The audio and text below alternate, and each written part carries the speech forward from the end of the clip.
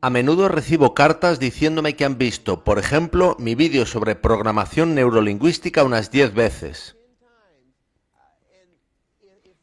Si tuvieron que hacer eso para absorber todo ese material, ¿cuánto más tendrán que ver estos vídeos una y otra vez para poder asimilar todo lo que estás exponiendo?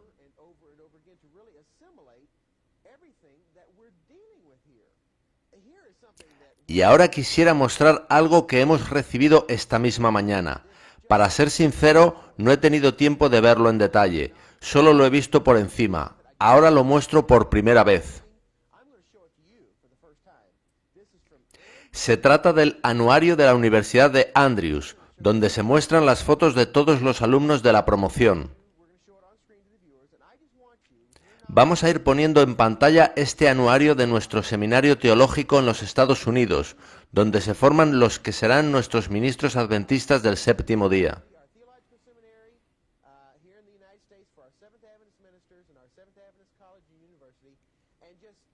Nos gustaría tener tus impresiones según vayas pasando las páginas del anuario, especialmente a la luz del plan que nos has expuesto del papado para traer a todas las iglesias, y particularmente a la Iglesia Adventista del Séptimo Día, al redil de Roma.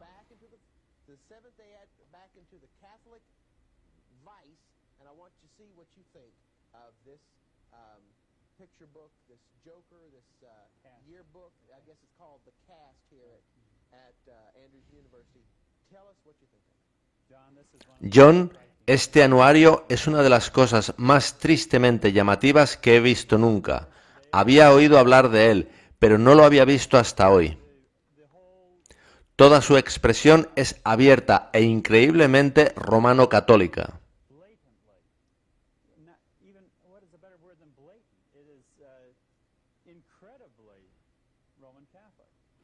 Ya aquí en su portada encontramos los dos dedos en esa posición en que suele usarlos el Papa y que Ellen White condenó taxativamente. También tenemos esta imagen, aparentemente de la Virgen María, con ese halo con el que es habitualmente representada. Después vienen las páginas con las fotos de los alumnos y después una figura medieval con otro halo en la cabeza.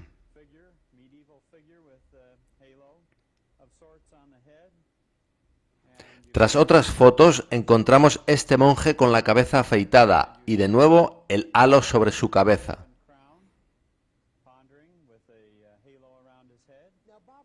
Bob, ¿qué llevaría a la Universidad de Andrews a publicar esta abominación? Yo pienso, John, que se trata de lo mismo que llevó a Malachi Martin a publicar su libro. Se sienten ya tan seguros que no disimulan. El plan católico romano para controlar este planeta dejó ya de ser secreto. Es absolutamente abierto. Está disponible, como sucedía con el Mein Kampf de Hitler. La siguiente es probablemente la fotografía más alarmante y ofensiva del anuario. Fijaos en ese Cristo apenas vestido y siendo bautizado por aspersión en vez de por inmersión. Eso es absolutamente católico. El bautismo mediante aspersión es pagano, aunque pretendió cristianizarse. Y eso encaja perfectamente con la unión pretendida por el documento Bautismo, Eucaristía y Ministerio. Y en esta aparece de nuevo la señal papal de los dos dedos. Sí, y aparece junto a un lema extraído de Lucas 15:6. Gozaos conmigo porque he encontrado mi oveja. Bob, ¿tú crees que los editores de este anuario, entre los cuales hay estudiantes pero también hay personal de Andrews, han podido producir este material de manera inocente?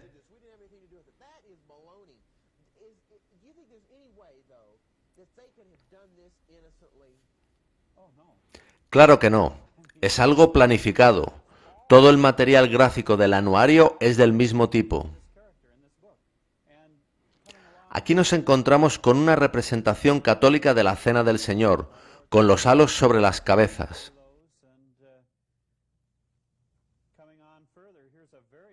Después hay una sorprendente, con este texto de Daniel 12:1.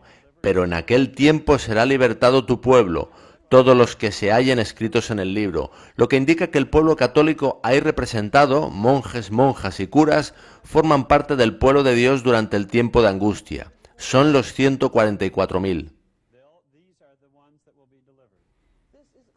Esto es increíble. ¿Imaginaste alguna vez que instituciones nuestras, gente que se llama a sí misma adventista del séptimo día, estarían no solo mirando, sino también publicando y promoviendo este tipo de cosas en nuestras publicaciones? Y la significancia de Andrews es enorme, porque ahí se están formando pastores, administradores y profesores de nuestra organización a nivel mundial. Aquí vemos otra imagen de mujeres con las vestiduras típicas de las monjas. Y en la contraportada encontramos posiblemente la más significativa. Junto al texto «He aquí el hombre» aparece una imagen de Cristo con, en una mano, el signo papal de los 2 dedos y en la otra una bola de cristal que representa la unión del espiritismo y del papado.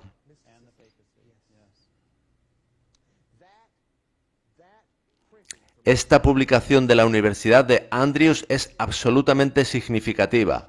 Muestra que todo lo que hemos estado hablando hasta ahora en esta entrevista impregna al liderazgo adventista del séptimo día, a nuestras instituciones e incluso al seminario teológico que forma a nuestros ministros.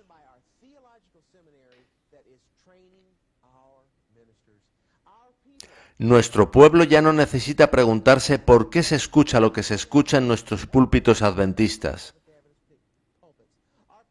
Nuestro pueblo ya no necesita preguntarse por qué escuchan predicar en sábado cosas que nunca habían escuchado antes y por qué leen en nuestras publicaciones lo que nunca antes habían leído. Ahora pueden entender por qué hay tanta persecución hacia los ministerios independientes que osan denunciar todas estas cosas que están sucediendo en nuestra iglesia. Todo adventista del séptimo día sincero puede ver lo que está pasando en nuestro liderazgo, a dónde están dirigiendo nuestra organización y quién está intentando controlarla. Desde luego que sí, todo esto es asombroso y anonadante. En algunas de las citas que he ido mostrando y en otras que mostraré, pareciera como si estuviésemos siguiendo un guión. Sí, pareciera que hubiese una agenda. Es como si estuviéramos siguiendo un guión. Creo que no podría utilizarse una mejor palabra. En el libro de Karl Rahner, Unidad de las Iglesias, encontramos cosas muy significativas. Vayamos a justo después de lo último que vimos en este libro.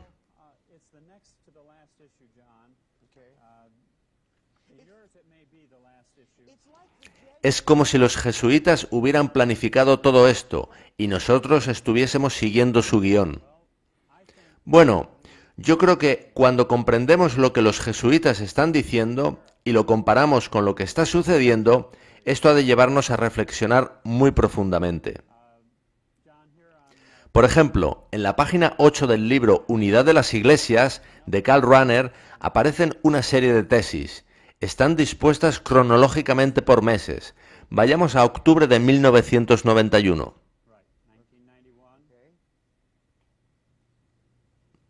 La primera de esas tesis trata del uso de credos. Y quisiera comentar sobre esto, John. Y quisiera hacerlo comentando sobre nuestra respuesta al documento Bautismo, Eucaristía y Ministerio. Nosotros firmamos aquel llamamiento a la unidad de las iglesias y enviamos nuestra respuesta oficial, que se encuentra en este libro, Las iglesias responden a Bautismo, Eucaristía y Ministerio, volumen 2. ¿Y la Iglesia Adventista del Séptimo Día está en ese documento oficial? ¿Quién fue nuestro representante que firmó aquello? Entiendo que fue nuestro representante en la Comisión Fe y Orden, el Dr. Dederen. Él da clase en nuestro seminario teológico en Andrews desde hace décadas. John, Yo supe que habíamos respondido por medio de este libro, Bautismo, Eucaristía y Ministerio, 1982 a 1990, informe sobre el proceso y las respuestas. Se trata de un proceso de convergencia. Todas las iglesias están respondiendo y discutiendo con qué están de acuerdo y con qué no acerca de cada punto de la fe. Sin embargo, cuando se pregunta sobre esto, se miente a nuestro pueblo, se asegura que nada de esto está sucediendo.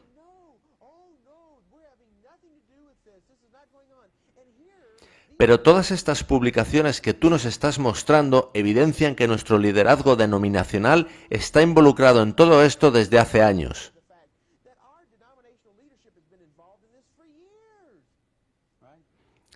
Por décadas, diría yo. Y todo está aconteciendo entre bastidores. Mi primera gran sorpresa fue que nosotros presentásemos una respuesta. El libro de Runner lista las iglesias que respondieron y dice además, algunas comuniones han adoptado una respuesta común, la Iglesia Católica, el Ejército de Salvación y los Adventistas.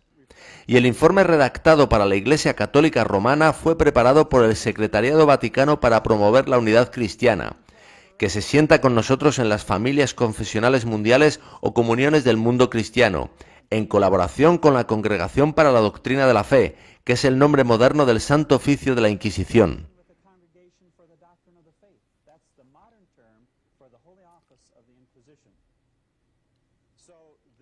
Ellos respondieron y nosotros respondimos. Así que yo quería desesperadamente obtener nuestra respuesta para examinarla y comprobar qué dijimos. Porque la estrategia para la unidad de las iglesias, de acuerdo con Karl Rahner, se basa en el documento Bautismo, Eucaristía y Ministerio, que se basa a su vez en los documentos del Vaticano II. Y al comienzo del libro Unidad de las Iglesias de Karl Rahner se explica cómo el libro fue producido en colaboración con las familias confesionales mundiales, a las que pertenecemos tanto nosotros como la Iglesia Católica, y con la Comisión Fe y Orden, donde tenemos representación.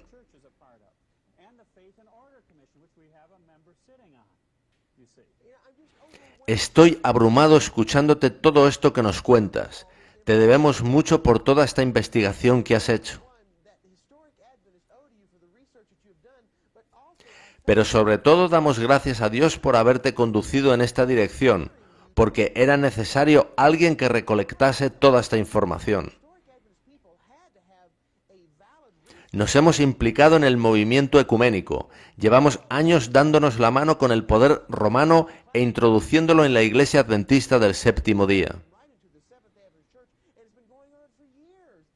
Todo este movimiento de la celebración ha sido calculado. Estamos siguiendo una agenda predeterminada. Una pareja incluso me envió hace 2 días una cinta de un sermón predicado en su iglesia. El pastor dijo a la congregación que católico significa universal y que, por tanto, ellos eran adventistas católicos y, más específicamente, católicos romanos. Lo escuché con mis propios oídos. ¿Me estás hablando de un ministro adventista?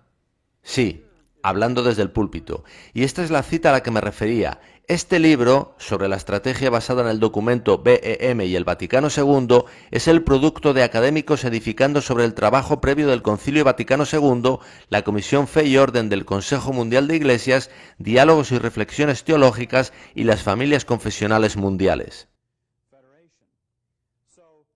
Así que está todo interconectado. Y la primera tesis insiste mucho en el asunto del credo.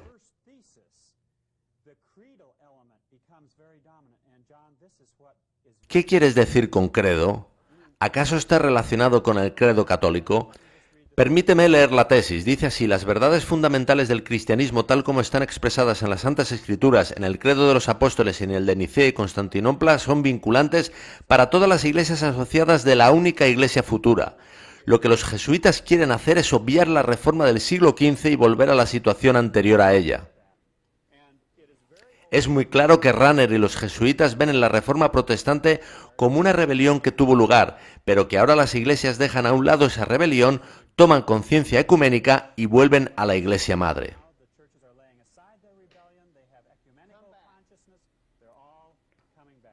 Sí, están llamando a las iglesias protestantes a volver a casa predicando el amor y la unidad, y también la celebración, que es el santo y seña.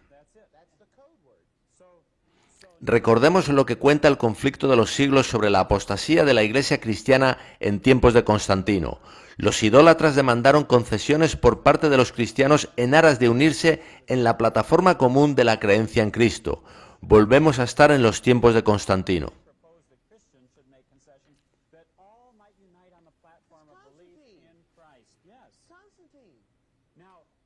Ahora, una parte muy importante de la primera tesis planteada en el libro es lo que comenta Heinrich Fries, y es que la Iglesia única será posible solo si hay una comunidad de fe.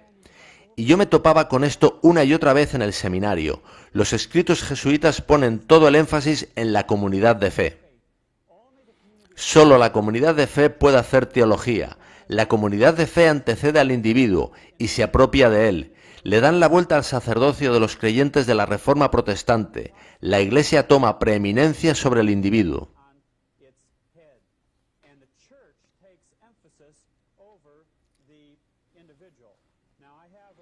Hay un libro que he traído al que quisiera hacer referencia.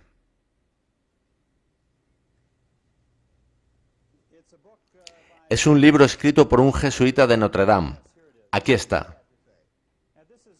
Él se llama Mackenzie, y aquí, en el comienzo del libro, él describe en detalle el hecho de que la comunidad eclesiástica tiene prioridad sobre el individuo. Y él dice también que es la Iglesia quien da la palabra al individuo. Pero si es así, la Iglesia está por encima de la palabra. La palabra proviene de la Iglesia y por tanto, ésta tiene prioridad sobre la palabra. Sí, y si no aceptas la palabra de la Iglesia, eres divisivo, apóstata y herético. Eso ya lo hemos oído.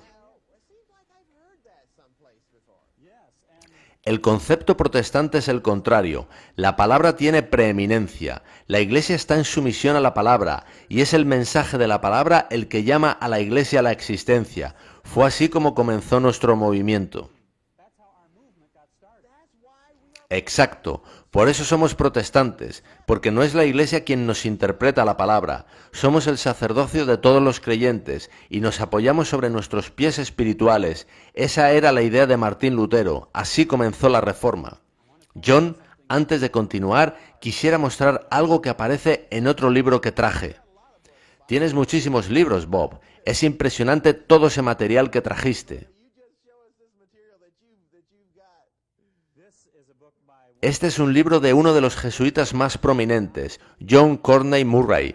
El título es Sostenemos estas verdades, reflexiones católicas sobre la propuesta americana. Es un hombre muy inteligente. ¿Conoces un jesuita que no lo sea? Son la gente más brillante que hay. En este libro, John Courtney Murray ataca el fundamento de la filosofía sobre la que reposa nuestra Constitución. Y ataca a John Locke, que fue quien propuso el concepto de la ley natural, sobre el cual descansa nuestra idea de los derechos humanos inalienables. Él dice que eso es egoísmo y que lo que necesitamos es la ley natural católica romana. Él establece una marcada distinción entre la ley natural de John Locke y la ley natural católica romana. Eso es lo que Clarence Thomas no para de contar. Una y otra vez lo repite. ¿Cuál es la ley natural de la que habla Clarence Thomas?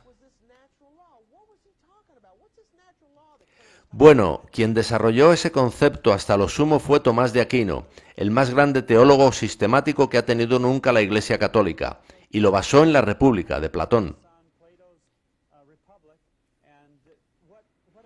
El caso es que John Courtney Murray, en su libro, ataca los fundamentos protestantes. En el pensamiento protestante tiene prioridad la conciencia, en directa sumisión a la palabra y a Jesucristo. El sacerdocio de todos los creyentes fue tan poderoso en la experiencia de los reformadores y del movimiento puritano que el gobierno y la Iglesia tuvo que amoldarse a él. Como dice Ellen White, los primeros peregrinos que llegaron aquí fundaron una nación sin rey y una iglesia sin papa, pues la conciencia individual estaba por encima de todo. Ahora, si se diluye el protestantismo y con él la supremacía de la conciencia individual en relación a Dios, entonces puede irse introduciendo la ley natural, según la cual el individuo se somete al orden impuesto por Iglesia y Estado. Así que esa ley natural en la que cree Clarence Thomas, nuestro nuevo juez en la Corte Suprema, es una ley católica. Cuando hablaba de ley natural, hablaba de un principio católico. Ellos están estudiando este libro en universidades católicas. Esto es pensamiento católico, es el plan de acción católico para minar y destruir nuestra Constitución. Este ataque jesuita sobre la primacía de la conciencia individual es tan extenso y de tan amplio alcance que está alcanzando a todo aspecto de nuestra sociedad, así como de nuestra Iglesia.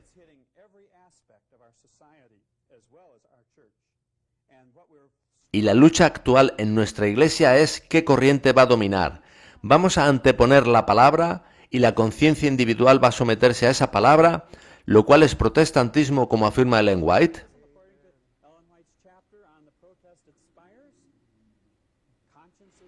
¿La conciencia está por encima de la Iglesia o la conciencia habrá de someterse a la estructura eclesiástica y también a la estructura estatal? Esa es la lucha que hay en nuestra Iglesia, en la que están inmersos muchos ministerios independientes. Muchos ministerios independientes están suplicando a nuestro pueblo que lean y estudien por ellos mismos. Ese es el concepto protestante. Pero la conferencia dice, confiad en nosotros, la Iglesia es la conferencia y la conferencia es la Iglesia, confiad en nosotros. Lo que necesitéis saber aparecerá en el folleto de la Unión o en la revista adventista.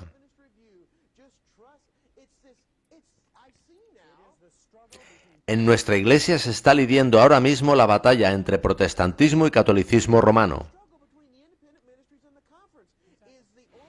Puede no ser aparente cuando uno está enzarzado en la lucha, pero son dos principios confrontados, el principio protestante contra el católico romano.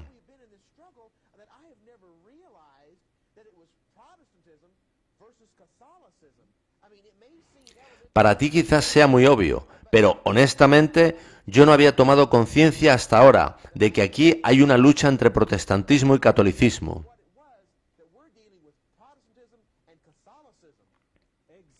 Y esto se extrapola a una lucha entre quienes intentan vivir su fe sustentándose en Cristo y quienes la viven poniendo su confianza en la institución.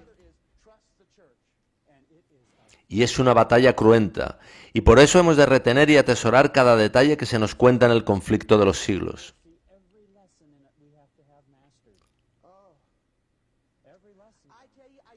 Amo ese libro, amo cómo describe el triunfo del amor de Dios en la gran controversia. Lo leo una y otra vez. Cuando termino, vuelvo a comenzar. Ojalá nuestro pueblo lo leyera y estudiara. Podrían entender lo que está sucediendo, esta batalla entre catolicismo y protestantismo.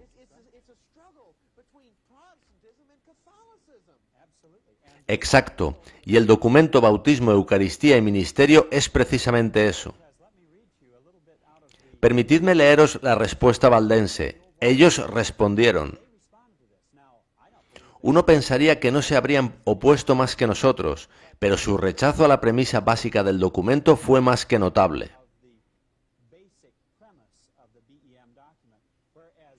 Porque la realidad es que los materiales generados a partir de la Comisión Fe y Orden nos muestran como una de las iglesias que, junto con la católico romana, mostraron más aceptación por el documento Bautismo, Eucaristía y Ministerio.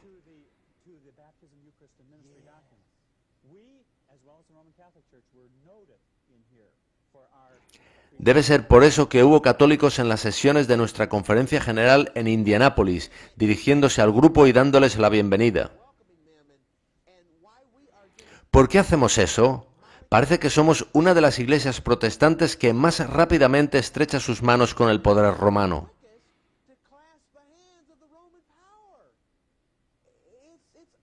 Es increíble. Sin embargo, el fiel pueblo adventista que ha estado toda su vida en la Iglesia continúa reclamando una fe ciega en la institución. ¿Leíste recientemente ese artículo en el Review con un barco en la portada? Ese barco supuestamente representaba a la Iglesia triunfando sobre las dificultades, pero presentaba también textos de Ellen White que habían sido retorcidos para salvaguardar todo lo que hace la institución.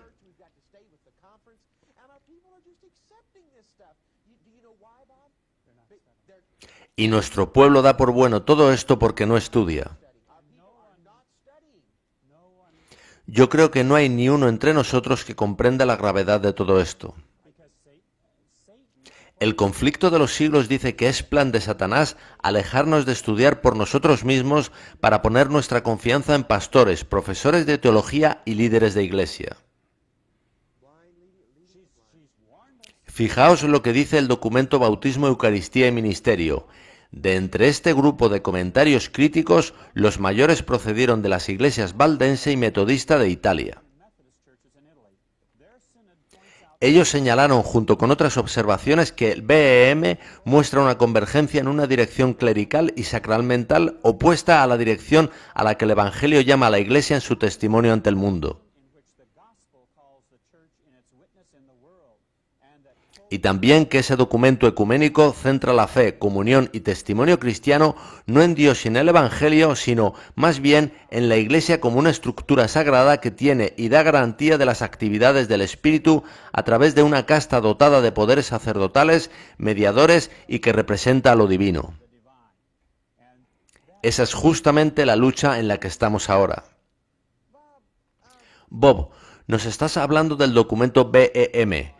Ese es el volumen 6 que contiene la respuesta de la Iglesia Católica. Este otro contiene la respuesta de la Iglesia Adventista.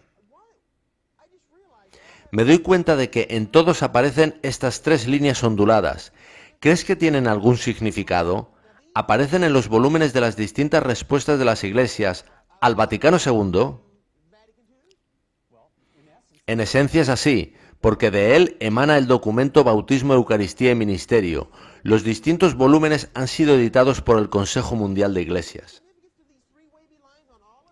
¿Crees que tienen algún significado estas tres líneas onduladas en todos los volúmenes del documento BEM? Lo digo porque hay algo muy similar en el folleto publicado para nuestra campaña de cosecha final de este año. Prácticamente todas las páginas contienen las mismas tres líneas onduladas. Pero al final del folleto las tres se convierten en una sola línea ondulada. ¿Relacionarías estas tres líneas onduladas con el protestantismo apóstata, el catolicismo y el espiritismo? Bueno, no sé. Veo también que la Biblia dice que la gran ciudad fue dividida en tres partes. Independientemente de cuál sea su significado, lo que es cierto es que aparecen esas tres líneas onduladas que se convierten en una al final del folleto. Y aparecen las mismas tres líneas onduladas en todos estos documentos publicados por el Consejo Mundial de Iglesias acerca de bautismo, Eucaristía y ministerio.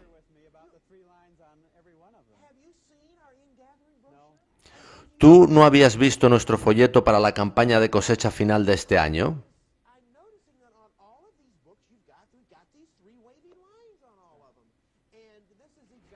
En el mejor de los casos, todo esto es una coincidencia asombrosa, independientemente de lo que representen esas tres líneas onduladas. Es asombroso, Bob.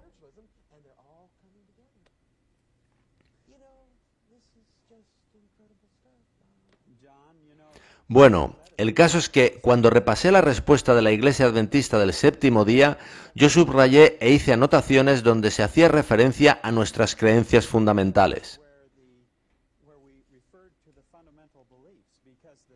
Porque la primera tesis de la estrategia jesuita para aunar todas las iglesias comienza a contener un credo en la comunidad de fe. Y, a propósito, recientemente hubo un editorial en la Review que apoyaba enérgicamente esta idea y se oponía a la idea de que alguien pueda desarrollar teología de manera aislada, tal como hicieron, por ejemplo, Noé, Moisés o Elías. El caso es que en nuestra respuesta al documento BEM, una y otra vez se hace alusión a nuestras creencias fundamentales, sin una sola alusión a la Biblia o al espíritu de profecía. ¿Quiere eso decir, Bob, que hemos adoptado un credo? De facto lo hemos adoptado, absolutamente. Puede verse en los editoriales del Review y se ha convertido en nuestro documento de fe. Y es significativo, John, que los jesuitas quieren iglesias regidas por un credo, porque el credo puede cambiarse y evolucionar hacia el credo común que se pretende. Pues nuestras creencias fundamentales y nuestro manual de iglesia también van cambiando y evolucionando.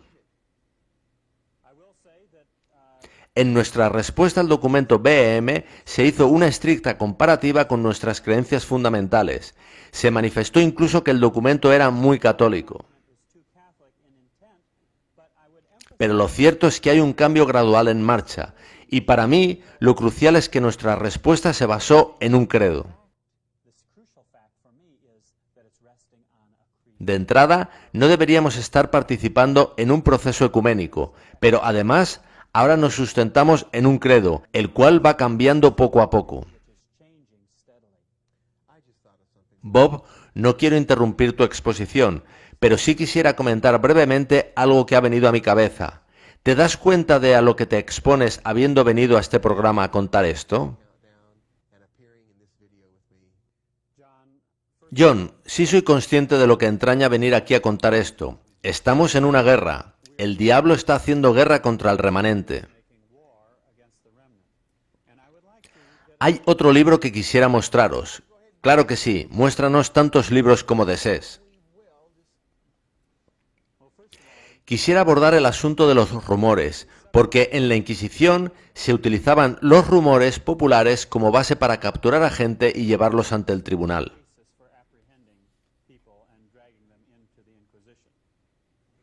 El rumor y la propaganda fueron usados contra Martín Lutero.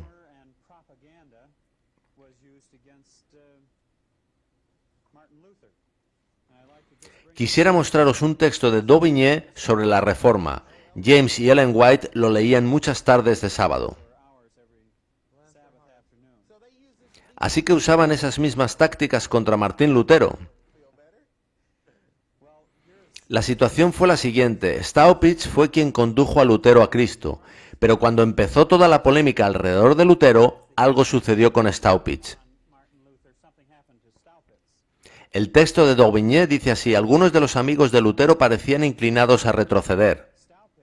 Staupitz, a quien él consideraba su padre en la fe, parecía sacudido. El Papa le había acusado y Staupitz había declarado su disposición a someterse a la decisión de su santidad. Lutero le escribió: temo que al aceptar al Papa por juez pareces rechazarme a mí y a las doctrinas que he mantenido. Si Cristo te ama, te constreñirá a retirar tu carta. Cristo es condenado, despojado y blasfemado. Este no es tiempo para temer, sino para alzar la voz. Por esto, en tanto que tú me exhortas a ser humilde, yo te exhorto a ser orgulloso, pues tú tienes demasiada humildad y yo tengo demasiado orgullo. El mundo puede llamarme orgulloso, codicioso, adúltero, asesino, antipapa, uno que es culpable de todo crimen. ¿Qué más da si no soy culpable de haber malvadamente guardado silencio en el momento en el que nuestro Señor dijo con lamento: miré a mi derecha, observé, pero no había quien me conociese? La palabra de Jesucristo es una palabra no de paz sino de espada. Si no sigues a Jesucristo, caminaré solo, avanzaré solo y solo llevaré el peso. Así que Lutero mostró que él estaba en una batalla, en la que usaban la propaganda y los rumores contra él para destruirlo. Daubigné habla reiteradamente de ello, es una vieja táctica. Es increíble que este hombre, que cambió la relación de Martín Lutero con el Señor y le estableció en la fe, se volviera después contra él diciendo que había llegado demasiado lejos y le acusara de tantas cosas. Staupitz tornó a Roma.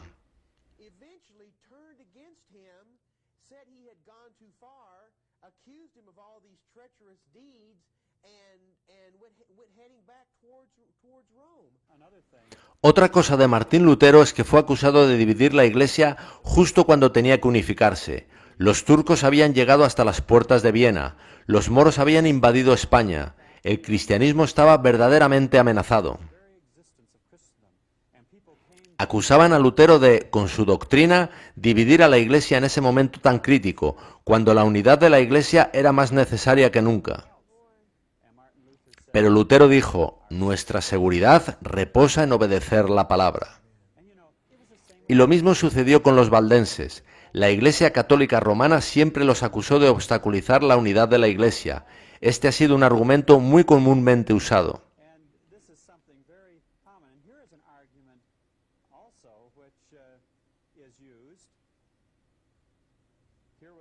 Daubigné nos cuenta también de cómo, en un momento dado, trataron de ganarse a Lutero mediante un acercamiento muy amable que no trataba sino aplastar la reforma mediante una aparente amabilidad inicial.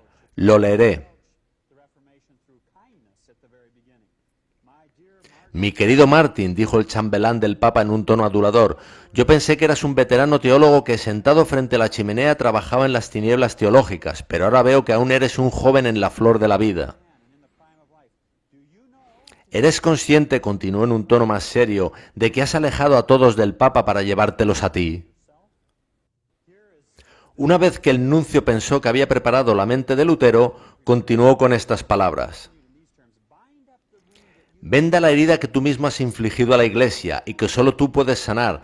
Cuídate, dijo él derramando algunas lágrimas, cuídate de levantar una tempestad que cause la destrucción de la cristiandad. Tales llamamientos a la unidad de la Iglesia recuerdan a la declaración de Perth, aunque parece que ahora el liderazgo no está contento con ella, sino que querrían que fuese aún más incisiva, llamando por nombre a aquellos ministerios independientes que osan revelar al pueblo adventista lo que está verdaderamente aconteciendo en la Iglesia.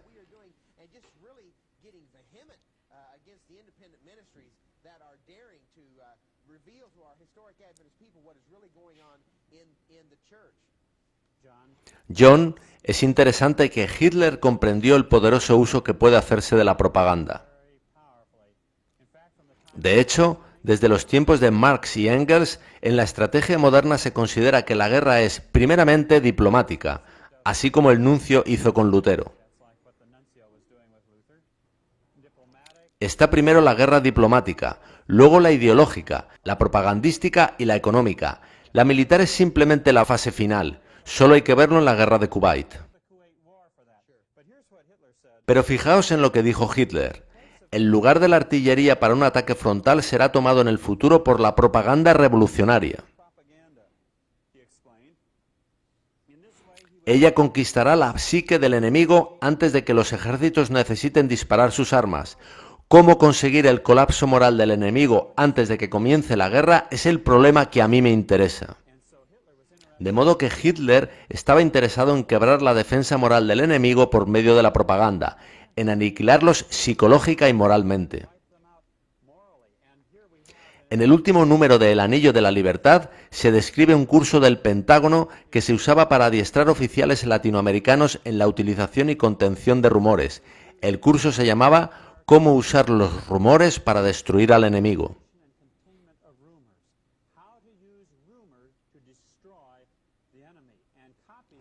Copias de este y otros cursos impartidos en la Escuela de las Américas en la zona del Canal de Panamá aparecieron también en la revista jesuita Diálogo Social, publicada en la ciudad de Panamá.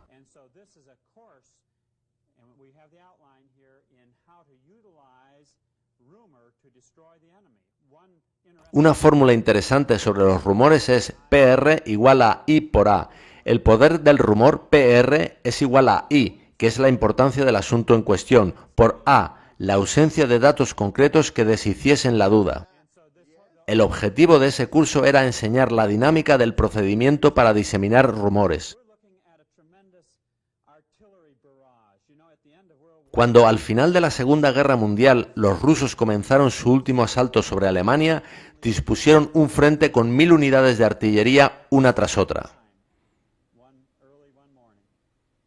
De la misma forma, hoy en día estamos ante un tremendo frente de artillería de propaganda, y no se detiene, irá aumentando hasta que el pueblo de Dios sea objeto de execración universal. Como dijo Jesús, hemos de calcular el coste y estimar si estamos preparados. Alabado sea Dios que ha levantado a hombres como tú, Bob, para investigar y revelar al pueblo de Dios lo que está pasando. Cuando nuestro pueblo vea esta investigación que has hecho, solo tendrá dos opciones, o protestantismo o catolicismo. Al final todo se reduce a eso, protestantismo o catolicismo.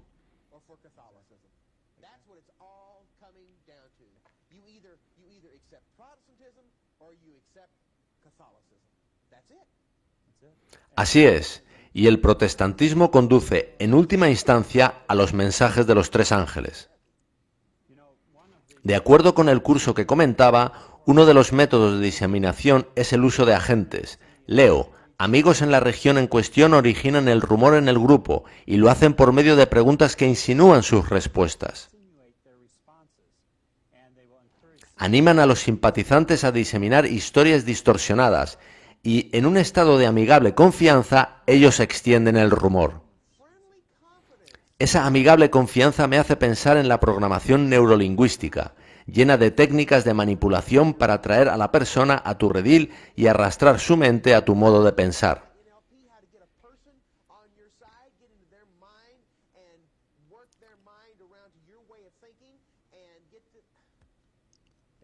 Efectivamente, todo ello desemboca lo mismo. Lo que el diablo está tratando de lograr es noquear y cortar de raíz el reavivamiento de la piedad primitiva.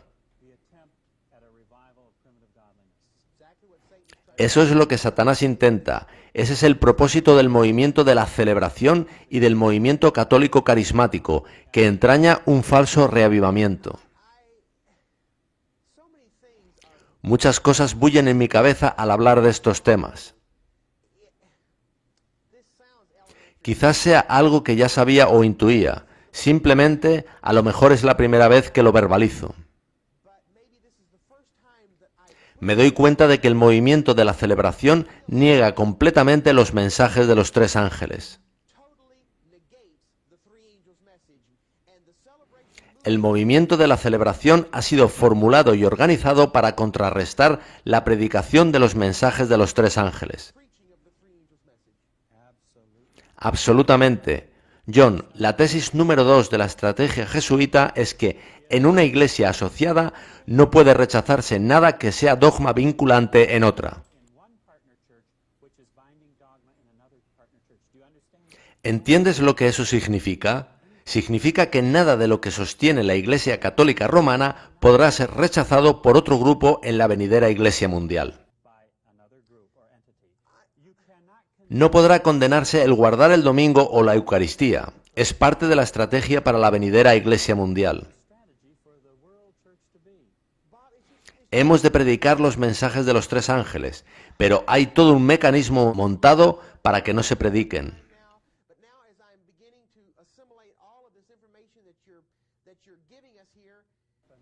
Exacto, y nuestra arma es la verdad y el Espíritu Santo. Solo podemos usar las armas del cielo. Si empezamos a usar las armas del enemigo, pasamos a estar en su territorio. Así que es fundamental que tengamos la piedad práctica y el verdadero Espíritu de Cristo. Ahora, en esta tesis de no condenar las creencias de otra iglesia, Karl Rahner hace el siguiente razonamiento que es completamente contrario a lo que dice el conflicto de los siglos. Nadie puede depender ya de su propio estudio para formar sus conclusiones y su visión del mundo. Como individuo, uno se hace más impotente. Uno ha de depender más y más en el conocimiento de otros que uno no puede ya asimilar o comprobar por sí mismo. En otras palabras, hemos de depender de la autoridad eclesiástica, y él apunta a la Congregación para la Doctrina de la Fe, lo que era el Santo Oficio de la Inquisición, como único cuerpo competente para este cometido. Y a propósito, una de las estrategias expuestas por Karl Rahner en su libro es que, en ese contexto de progresiva unión a Roma, es el liderazgo de cada una de las iglesias el responsable de mantener la disciplina en sus propias filas.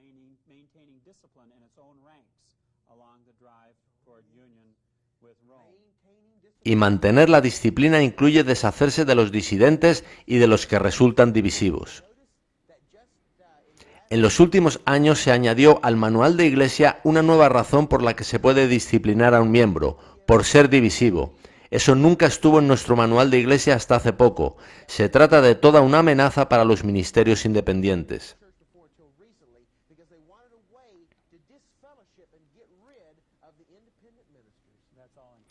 Todo eso emana de la ley canónica. Todo eso es catolicismo romano. La ley canónica es el conjunto de normas y leyes que rigen la Iglesia católica.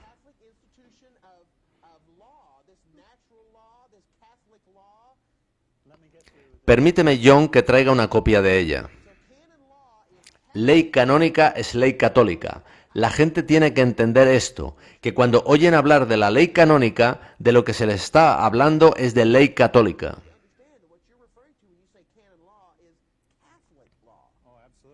Desde luego que sí.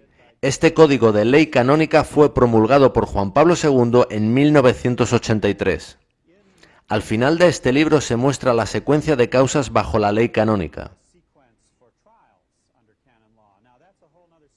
Porque otro asunto es la diferencia entre la ley canónica católico-romana y la ley común inglesa aplicada en el constitucionalismo americano.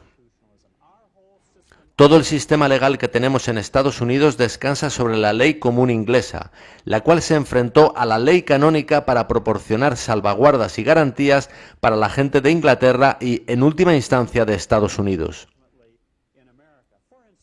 Por ejemplo, bajo la ley canónica, un juez puede decidir arrestarte en mitad de la noche simplemente bajo sospecha, por un rumor. Estás en prisión, pero tu familia no sabe dónde estás. Puedes ser juzgado y condenado a muerte en secreto, sin que nadie lo sepa. Así sucedía en la Edad Media. Ahora, bajo la ley común inglesa, primero, si te apresan a mitad de la noche, tu esposa recibe un habeas corpus, el cual garantiza ante un tribunal la transparencia del procedimiento y de las causas del encarcelamiento.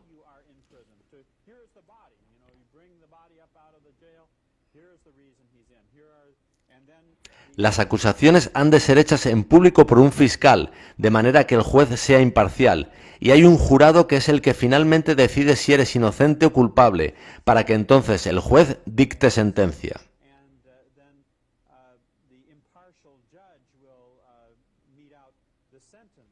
Toda nuestra Declaración de Derechos es una defensa contra la ley canónica católico-romana. Sin embargo, con el nuevo posicionamiento de la Corte Suprema debido al asunto del aborto, y ese sería otro asunto que nos llevaría días, los poderes judicial, ejecutivo y legislativo de nuestro país están ahora posicionados para retroceder en el tiempo y volver a la ley canónica.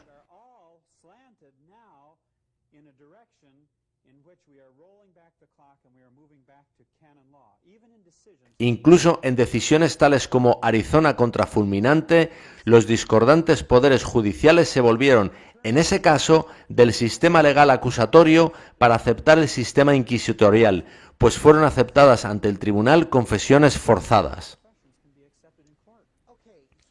Ya que hablas de ley común y ley canónica, por poner un ejemplo, ¿cuál fue la ley seguida cuando la Conferencia de Florida me desfraternizó en secreto y se me dijo que mi invitación a comparecer ante ellos había sido anulada y sacada de la agenda?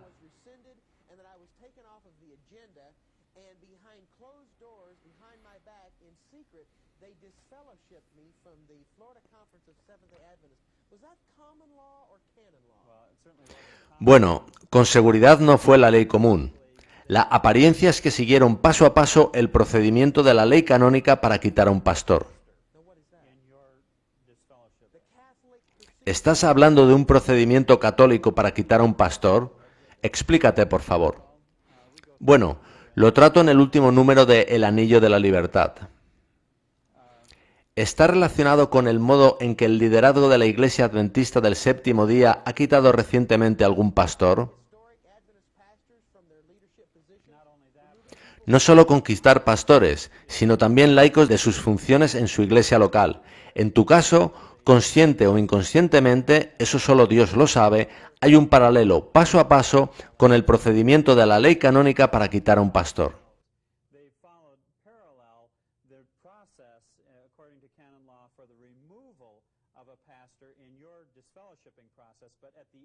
Pero al final, cuando las cosas se habían intensificado, incluso abandonaron la ley canónica para seguir lo que se practicaba en la Inquisición, donde se recurría a lo que fuese necesario para abordar el problema con el ofensor. ¿Tiene que ver con la ley canónica lo que está sucediendo ahora en Troy, Montana, donde la conferencia de Montana ha informado a la iglesia de Troy de que será desmantelada a menos que me desfraternicen?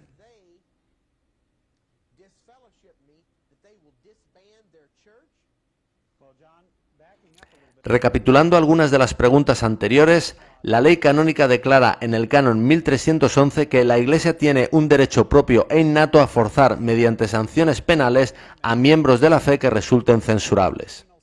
Y el canon 1312 número 2 dice que la ley puede establecer otras sanciones expiatorias que privan a un creyente de algún bien espiritual o temporal, y ello es consistente con el propósito divino de la Iglesia. El canon 1331 número 1 dice que una persona excomulgada tiene prohibido tener ninguna participación ministerial para celebrar el sacrificio de la Eucaristía o cualquier otra ceremonia de adoración pública. También desempeñar todo ministerio o función eclesiástica o cualquier acto de gobernanza. Tampoco puede ostentar ningún oficio de dignidad o función alguna en la Iglesia.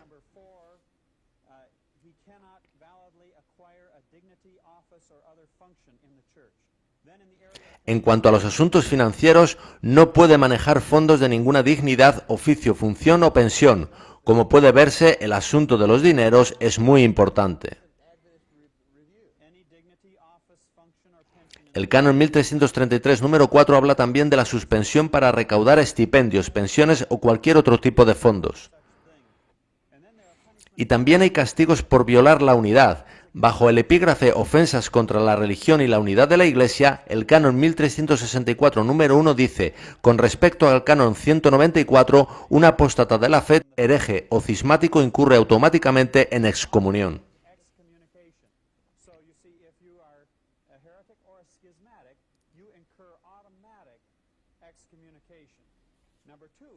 El número 2 dice, en caso de insubordinación continuada, en otras palabras, falta de sumisión o escándalo serio, pueden añadirse otras sanciones, incluyendo el despido del cuerpo clerical.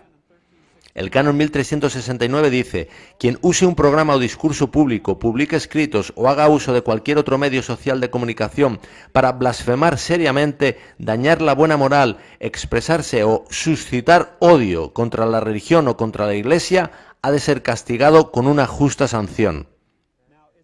Ahora, es interesante que a los primeros cristianos los llamaban odiadores de la raza humana. Así lo dejó registrado Tácito en sus anales. La razón por la que los quemaban en tiempo de Nerón era que la gente los consideraba odiadores de la raza humana.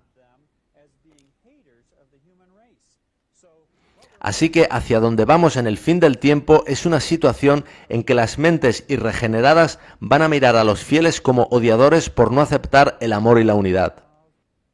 Después hay una sección sobre castigo por ofensas contra el liderazgo. Su título es Ofensas contra autoridades eclesiásticas y la libertad de la Iglesia. Y el canon 1371 dice así, los siguientes han de ser castigados con una sanción justa. Canon 1373. Quien suscita públicamente la aversión o el odio contra la sede apostólica o lo ordinario a causa de algún acto del oficio o del cargo eclesiástico o induce a desobedecerlos debe ser castigado con veto o con otras penas justas.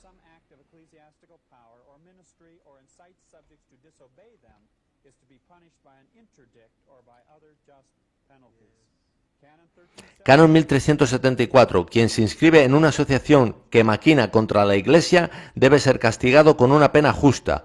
Quien promueve o dirige esa asociación ha de ser castigado con veto.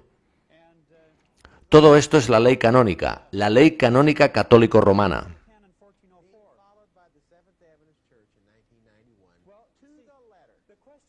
La pregunta es ¿dónde dicen todo esto las Escrituras? Si las Escrituras son nuestra norma de actuación, ¿de dónde provienen ciertas actuaciones en nuestra Iglesia sino de la ley canónica? Escucha el canon 1404. La primera sede por nadie puede ser juzgada. Es decir, el Papa por nadie es juzgado.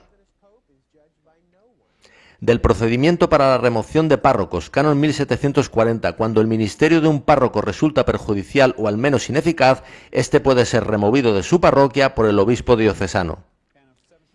Canon 1741. Las causas por las que un párroco puede ser legítimamente removido de su parroquia son principalmente las siguientes. 1. Un modo de actuar que produzca grave detrimento o perturbación a la comunión eclesiástica. Así que si un pastor actúa de modo que el resto de la comunidad eclesiástica es molestada por él, eso justifica quitarlo.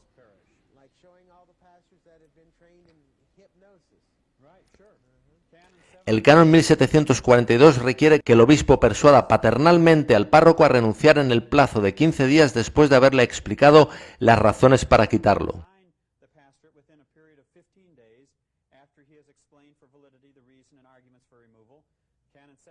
Canon 1744, número 1. Si el párroco no responde dentro del plazo establecido, el obispo reiterará la invitación prorrogando el plazo útil. Número 2. Si consta al obispo que el párroco recibió la segunda invitación y que no respondió, o si el párroco se niega a renunciar sin aducir ningún motivo, el obispo dará el decreto de remoción. Canon 1745. Pero si el párroco impugna la causa aducida y sus razones, el obispo 1. Invitará al párroco para que, una vez examinado el expediente, presente por escrito sus impugnaciones y aporte pruebas en contrario si las tiene.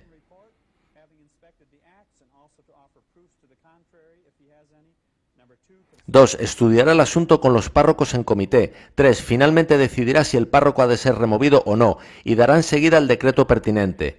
Un decreto así, John, debió ser el que determinó tu remoción.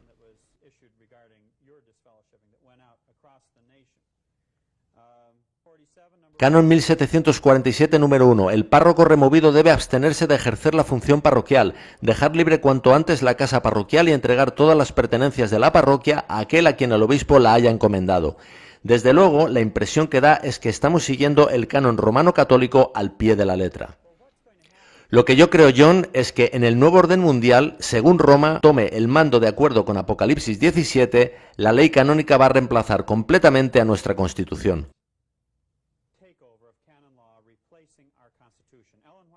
Ellen White dice que todo principio republicano y protestante de nuestra Constitución va a ser repudiado, y hemos visto en la ley canónica que todo aquel que menoscabe al Papa o al pensamiento romano católico será objeto de sanción.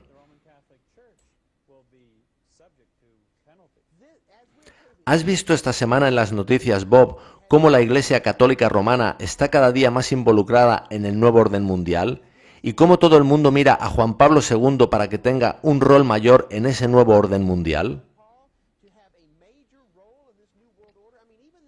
Los periódicos y los telediarios no paran de hablar de ese nuevo orden mundial y del rol que han de jugar en él la Iglesia Católica y Juan Pablo II. Exacto. Todas las piezas del rompecabezas van encajando. Además, en nuestra Constitución, bajo el artículo 6, número 2, toda ley federal se convierte en ley suprema en el territorio.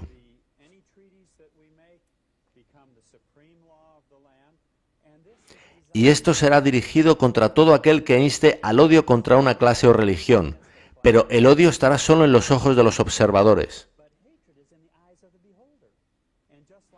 Así como en la antigua Roma llamaron a los cristianos odiadores de la raza humana, igualmente en el fin, el mundo cristiano, que realmente está en apostasía, considerará a los verdaderos fieles odiadores de la raza humana y por tanto objetos de estas leyes. No puedo evitar pensar en Elías, cuando el rey Acab le dijo: ¿eres tú el que turbas a Israel? Los que han osado hablar la verdad han sido siempre acusados de ser los que generan los problemas y los odiadores de la unidad, de la paz y finalmente de la raza humana. Y siempre les han achacado todos los problemas por haber osado hablar la verdad. Siempre ha sido así. Y ahora va a suceder a escala global. ¿Está nuestro pueblo preparado para todo esto? Yo no creo que ninguno de nosotros lo esté, John. Pero por el poder del Señor, el débil puede hacerse fuerte. Bob, yo temo por nuestro pueblo. Realmente no creo que ninguno de nosotros esté preparado para esta terrible arremetida católica que está viniendo sobre nosotros. Desde luego, Alvin Toffler, el renombrado sociólogo que escribió el libro El cambio del poder, decía que hoy en día nos llega tal cúmulo de información que no podemos lidiar con ella, pero sí podemos mirar a la estrategia que hay por detrás.